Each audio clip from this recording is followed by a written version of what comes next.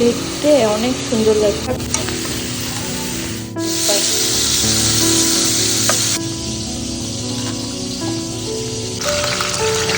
খুব ভালো লাগে। আসসালামু আলাইকুম এভরিওয়ান, কি অবস্থা সবার? এই তো আজকে রান্নায় কি কি আয়োজন করেছি। এখানে হচ্ছে করলা ভাজি হবে চিংড়ি মাছ দিয়ে, আর হচ্ছে রূপচাঁদা মাছ রান্না হবে, ছোট ছোট রূপচাঁদা। আর বাচ্চাদের জন্য হচ্ছে এখানে আমি চিকেন রান্না করব, এখনো বরফ রয়ে গেছে। তো সাথে থাকুন, দেখুন আমি কিভাবে রান্না করি, অবশ্যই আপনাদের সাথে শেয়ার করব।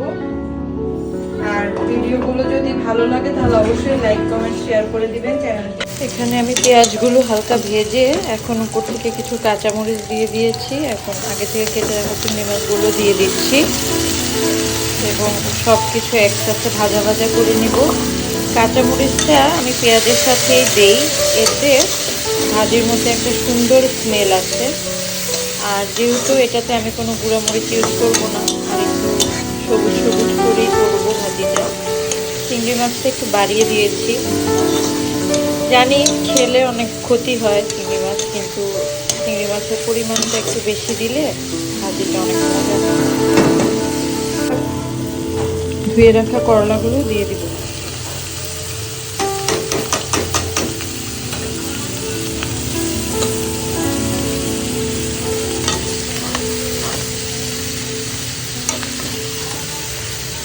ভাজির পরিমাণ একটু বেশি হয়ে গেছে, যেহেতু একটা মানুষ কম, আর করলা ভাজি পাপার বাবা খায় একটু অল্প পরিমাণে খায়, আমি বেশি খাই।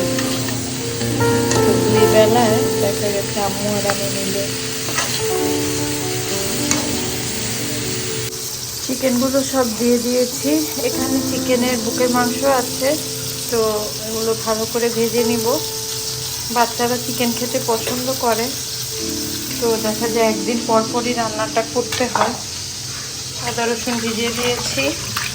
এদিকে হচ্ছে মাছগুলোকে কাকার বাবার জন্য একটা আস্তা রেখেছি, আর আমরা একটাকে পিস পিস করেছি।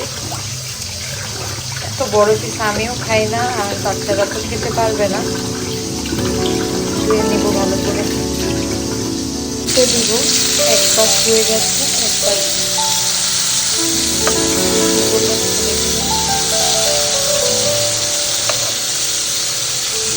এর আগে একটু চিকেনের ভিডিও দেখেছিলাম, মানে আপলোড দিয়েছিলাম। ওইটা দেখে আমার মামা তো সুন্দর কমেন্ট করেছিল,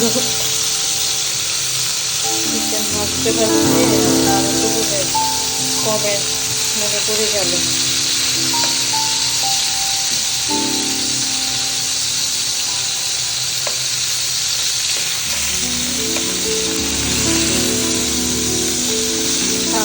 এমন চিকেন খাবে, কিন্তু চিকেনের রানের মাংস খাবে না।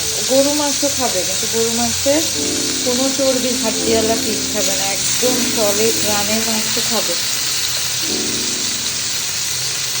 ভয়ঙ্কর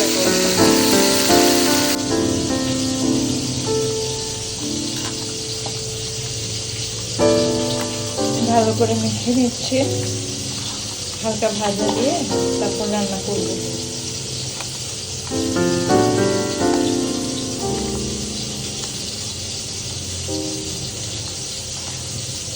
ভেজে রাখা চিকেনগুলো দিয়ে দিচ্ছি।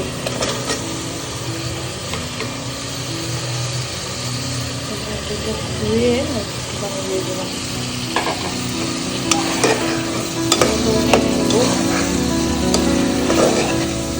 এর আগে চিকেন রান্না করেছিলাম, তখন মানে আমি ক্যাপশন দিয়েছিলাম চিকেন কষা। সেই চিকেন কষাকে নিয়ে চিকেন কষাকে নিয়ে কত ধরনের কমেন্ট। দেখতে অনেক সুন্দর লাগছে, ক্যামেরায় একটু ইয়েলো দেখা যাচ্ছে, বাট সামনাসামনি একদম লাল।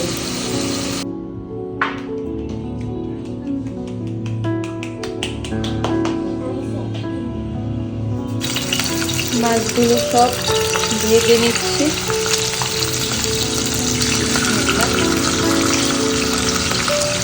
এত ভালো লাগে, যে কখন গায়ে আসবে।